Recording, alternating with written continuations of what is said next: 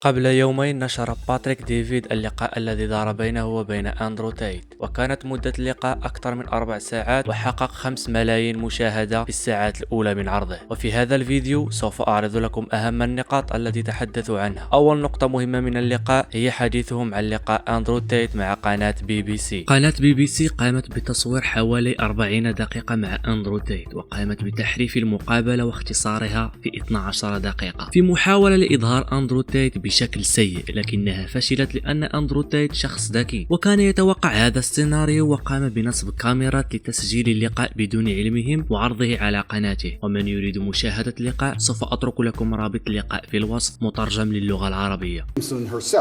She was begging me for an interview. The BBC were begging me for an interview. I don't need any of these people. The only reason I even sat down with the BBC is because they were begging me. I can go and just say my own words and get plenty of views, right? But the whole time I was in jail, they're begging me for an interview. Can we speak to him on the phone? Maybe you can give an interview from jail. Can we have an interview? Please, please, please, please. And I was saying, why do I want to talk to the BBC? And the BBC were saying, no, we don't want to do a hit piece. We want to come across, we want to be impartial. This is what they're telling me. This is what they're telling me. We want to be impartial. We believe there's a side of the story that hasn't been told. We're really interested in inconsistencies in the Romanian justice system. We're very interested in his side of the story. We want to hear Andrew Tate's story. And I said no, on repeat. Then they sent me a list of questions. I didn't even ask for a list of questions. That's not who I am. I don't have to script. I never asked for a list of questions. They sent me a list of questions. Here's what we're going to ask. It's about his mental health. It's about the Romanian justice system. It's about the fact he hasn't been charged. His liberty's been deprived. All this stuff. And I thought, well, that's kind of interesting. And these are some interesting questions from the Matrix for the first time ever. Okay. They walk in here all smiles and happy. All smiley faces trying to take me off guard. I already had my list of questions, right? It's all going to be nice and easy. I sit down and they instantly attack me. They put the cameras on first and they attack me, expecting me to stutter and make a fool of myself. Yes, I destroyed the BBC. But of course I did, because I'm smarter than all of them.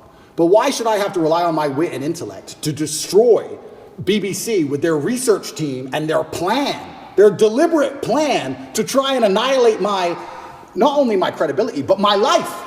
They are trying to put me back in jail. These people, they're not dishonest. They're genuinely evil, and they don't give a shit. That was the last chance I gave mainstream media. They lied for months to get that interview with me.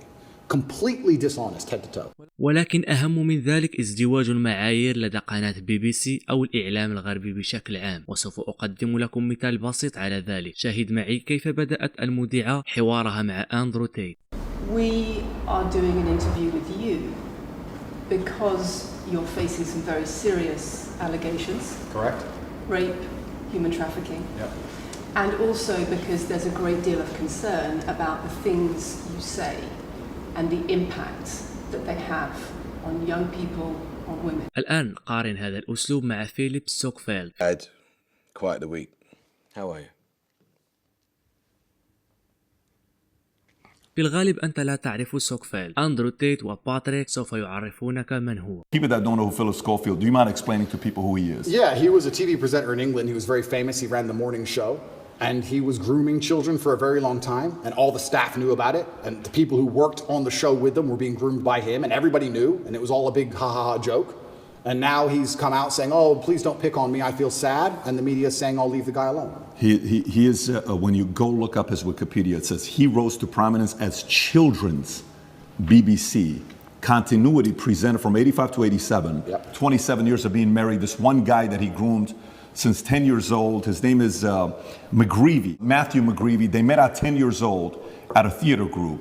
At 15 years old, Philip follows him on Twitter. The interesting thing about him is his brother, Timothy Schofield, I don't know if you know about his brother. Oh, what, the one who's in jail for being a pedophile? Was convicted of 11 sexual offenses involving a child between October 2016 and 2019, including 2 sexual activity with a child. Here's how the interview started. First question, the guy asked him, he says, you've had quite a week. How are you?